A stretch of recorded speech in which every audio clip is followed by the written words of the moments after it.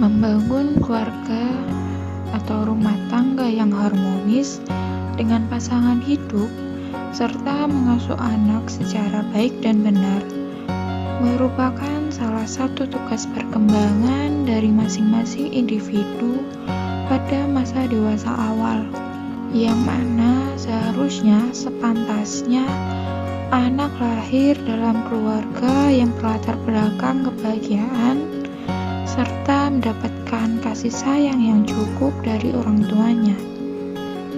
Seorang anak akan tumbuh menjadi anak yang sehat, baik jiwa maupun raganya.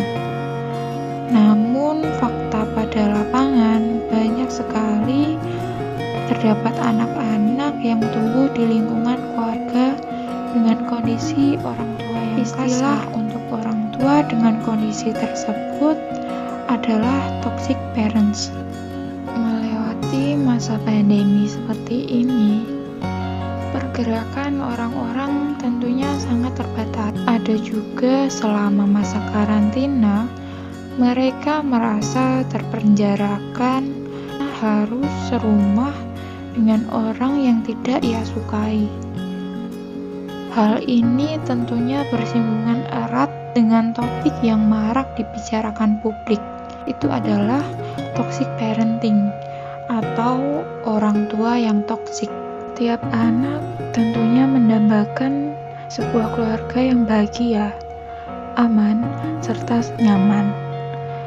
Jadi, orang tua tidak memberikan kebutuhan materi saja, namun juga secara emosional bisa dengan memberikan kasih sayang, komunikasi yang baik, dan orang tua diharapkan memahami dan memenuhi kebutuhan anak.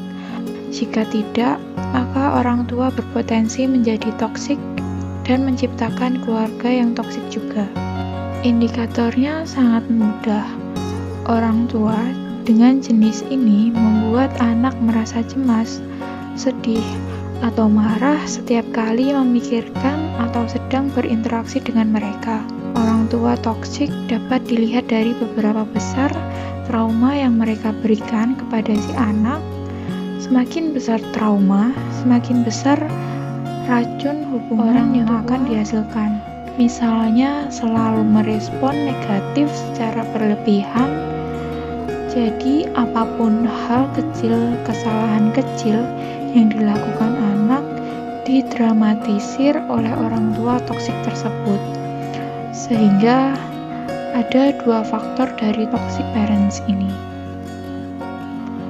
Faktor yang pertama ialah perasaan mencintai yang berlebihan sampai-sampai protektif, sampai anak tidak memiliki kesempatan untuk tumbuh menjadi dirinya sendiri sesuai dengan karakternya. Faktor kedua ialah ketidakmampuan orang tua untuk berempati kepada anaknya. Jadi semua hal yang ada pada anak hanya diukur berdasarkan kebutuhan dan kepentingan orang tua ini akan diadopsi oleh si anak. Jadi toxic parenting ini akan membuat adanya toxic relationship.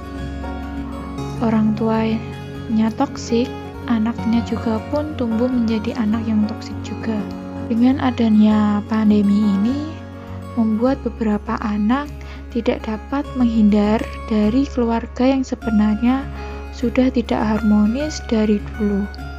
Pada hari biasanya, si anak punya alasan untuk berjarak, tapi selama masa pandemi ini, ia harus berada di satu atap hampir 20 jam, sehingga potensi konflik orang tua yang toksik memang dapat membuat anak depresi dan membuat anak untuk memilih menjauh dari rumah. Serta ada beberapa studi yang mengatakan bahwa ada dampak negatif lain, terutama jika toksik ini berlangsung hingga si anak menjadi dewasa, seperti penyalahgunaan narkoba atau alkohol serta obat-obatan terlarang sebagai bentuk pelarian dari masalah masa kecilnya. Lalu krisis kepercayaan diri setiap menjalani produktivitas kerja yang menurun atau rendah secara terus-menerus, serta merasakan kecemasan serta hobi menyalahkan diri sendiri. Tidak lupa juga dampak yang dapat membuat masalah ini jadi berkembang. Si anak akan berpotensi menjadi orang tua yang toksik di kemudian hari. Kini mesti peduli dengan kesehatan mental, baik dari diri sendiri maupun orang lain, orang-orang yang ada di sekitar kita, serta jangan pula kita menyepelekan mengenai kesehatan mental. Tidak usah malu, tidak perlu takut. Adalah memerlukan bantuan dokter profesional guna penanganan kejiwaan. Kesehatan mental merupakan salah satu syarat untuk membuka lagi komunikasi yang selama ini kusut. Di sini atau bahkan anak bisa menjadi pihak yang mengalami perubahan.